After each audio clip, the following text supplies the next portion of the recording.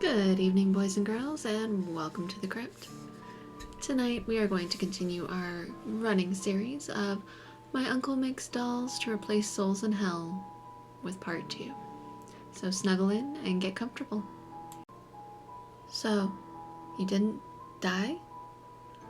We were sitting in a large, comfortable parlor on the other side of the hall from where I had burned the doll a few minutes earlier.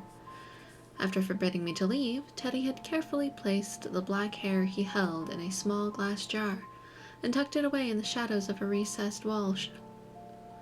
Only then did he step out of the room briefly to retrieve a crimson robe. Beckoning me to follow, he led me across to where we currently sat, his hands clasped in his lap as he regarded me with a small smile. No, I did. What did they tell you killed me? I started slightly at that, but decided to go along with it for now. I didn't believe he had been dead, of course, but I knew something was going on, and while I couldn't rule out an elaborate trick of some kind, it seemed unlikely. Okay, they said it was a stroke. He winced. Shit, I'll have to watch out for that. I need to eat healthier, for one thing. His smile widened. But I'm getting off topic. You saw something pretty remarkable tonight, I guess, and you deserve an explanation. Nodding, I shifted in my chair. Yeah, that'd be nice. I'm kind of freaked out right now, and please be honest. I know you faked your death. Teddy raised an eyebrow. Faked my death? No, I really was dead.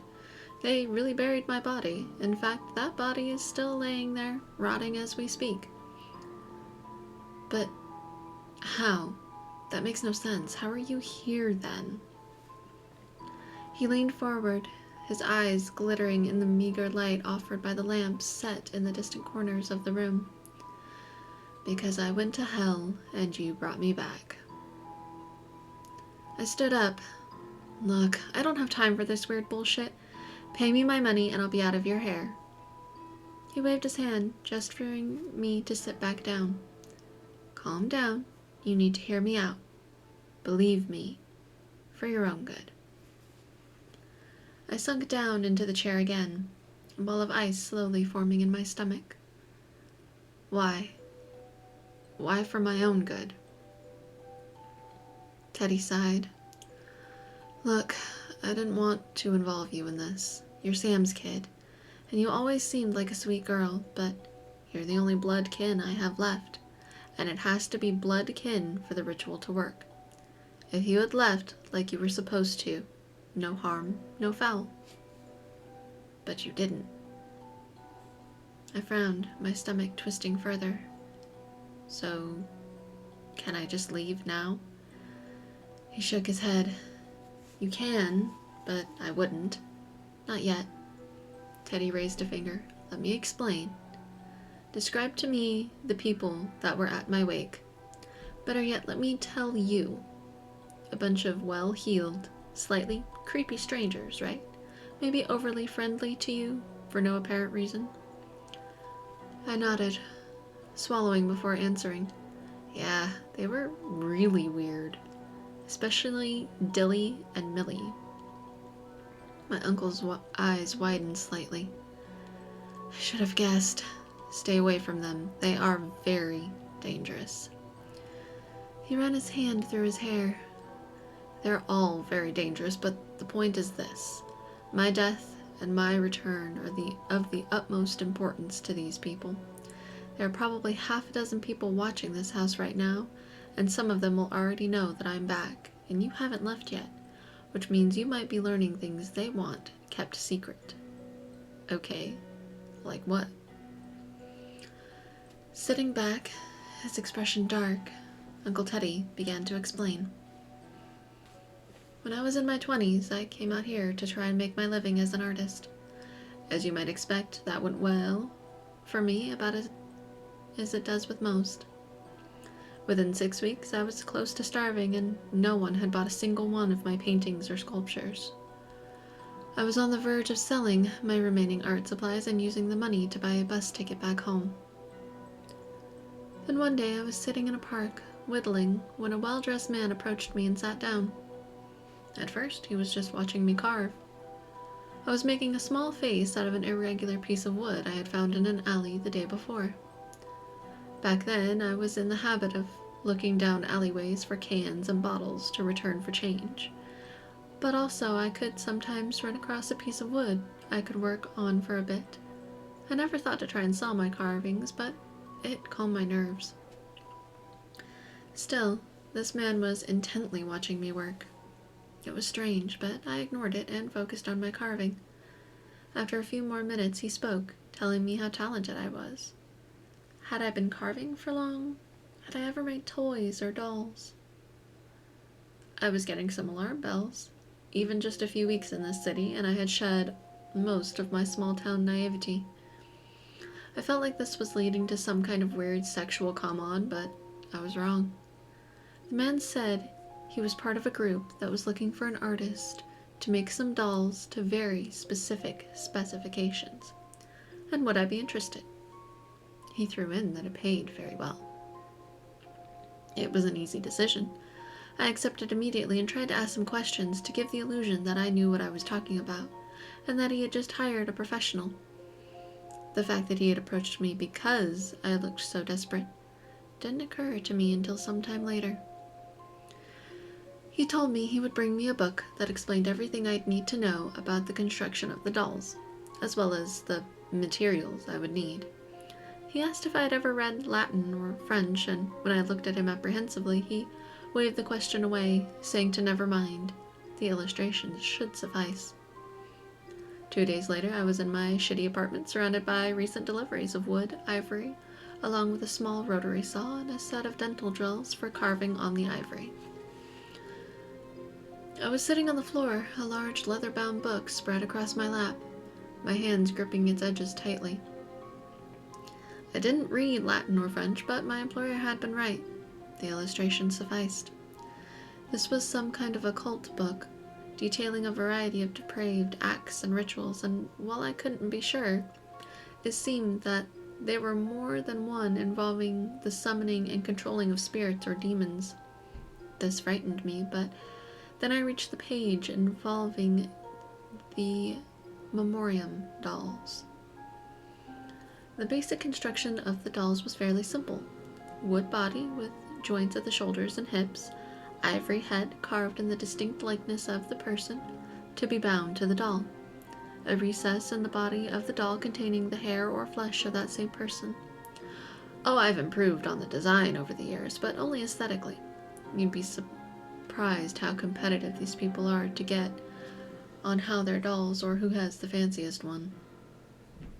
Still, back then, I was terrified, both of the people I had gotten involved with, and what would happen if I failed to get the job done. I could have just left town then, and I wish now that I had, but back then I was young and stupid, and I didn't want to go home a failure. I was supposed to get $5,000 for completing the doll, and as you know, that was a great deal of money 30 years ago. So I set to work. The first time I had made a memoriam doll, it took me nearly a month. I kept restarting. I went through half the materials I was given before I finally decided I needed to take a step back and quit overthinking it. Give myself over to it. When I started back, it was entirely different. I just carved and the shapes flowed out. In 8 hours I was done, and it was far better than anything I had ever done. When I held the finished doll, it was like looking into the heart of my mysterious benefactor. I had made something true, something powerful and real, and that's what really hooked me. I believe everyone has something or things that they're meant to do. They're built for it, destined for it, call it what you like. But when you find your thing, you know it. And it had found me. Mr. Darrow, as he introduced himself after seeing the doll, was ecstatic at my handiwork. He studied it closely, turning it this way and that. He glanced up at me a couple of times, asking how I knew to carve this line, or to curve into the doll's rigid flesh, lines that weren't in the book's illustrations. I shrugged, no longer nervous. I just knew that they were supposed to be there, I replied. The man nodded, his eyes growing damp as he completed the examination. It's beautiful. It's perfect. He suddenly reached forward and gave me an awkward hug. Thank you so much. Thank you. Thank you. He regained some of his self-control and stepped back, wiping his eyes. You are about to become a very wealthy young man. And he was right. Darrow was part of a massive network of rich and powerful that wanted their own dolls.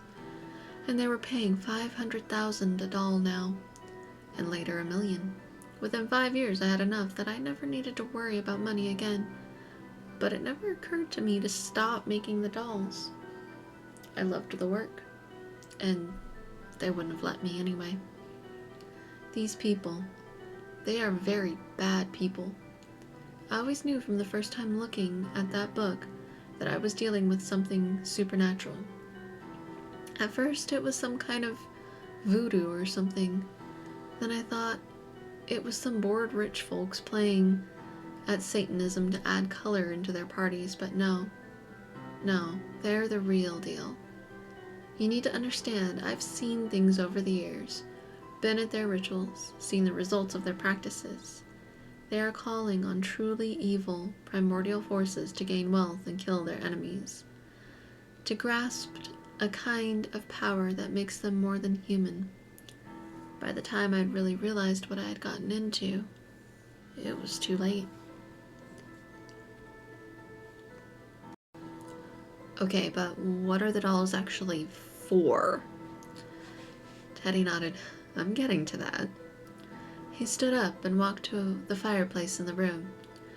The first thing you need to accept is that hell is real. There are other worlds, other realms than this one, and hell is one of them. It's much different now than it once was, but its purpose is largely the same. It is a terrible place for terrible souls. He turned to look at me with a humorless smile. Unsurprisingly, my associates fall into that category, and as I feared, that was confirmed this week, so do I. And none of us want to go there. So one of the biggest goals of any high-level black magic hoodooer is to find a loophole, or an escape hatch, a way of cheating the consequences of playing with those dark forces. There aren't many, but the dolls are one of them. If made correctly and the ritual done right, the person and the doll swap places, sending the doll to hell. I shook my head. Let's say I believe all this is real, which I don't. Aren't you just delaying the inevitable? I mean, you're still going to die again eventually, right? He wobbled his head back and forth. Yes and no. When you brought me back, I came back in a new body. Basically, a physical manifestation of my spiritual and mental self-image. That can lead to some messed up results at times, but for most people they come back in a relatively healthy version of their normal body, as most people see the thing that killed them or the infirmities they have as separate from themselves. So the plaque-laden artery that killed me is likely clean as a whistle now. Also, if they can get back in a few hours, many of them can heal themselves, and they can extend their lives for quite some time as well. I think Darrow was well over 100 when I first met him, and he's still around now. But the biggest thing is that they're all biding their time for something they call the breach. They don't talk about it, but the snatches I've heard make it sound like something they think will change the rules for them. Either way, I would rather be here than in hell. He rubbed his chest absently. I share their sentiment. I was going to ask another question when there was a loud knock at the front door. Teddy raised his finger to his lips. Stay here. If you hear me say the phrase, worth my salt, you run out the back. Run and keep running, and don't go home. Never go back to the places they could find you. He waved his hand pleasantly at my expression. Hopefully it won't be needed, though. They need me too much. I could see he was worried, and while I wasn't sure how much of what he was saying was true, I did trust that I was in serious danger. I heard him open the front door in the middle of the hall of a louder knock. A loud voice that sounded like the lawyer that I had met, echoing down the hall. We know she didn't leave, Ted. I'm sorry, but we have to take her. And that is it for tonight, boys and girls. Look out for the next part 3 of My Uncle Makes Dolls to Replace Souls in Hell. Thank you all for stopping by.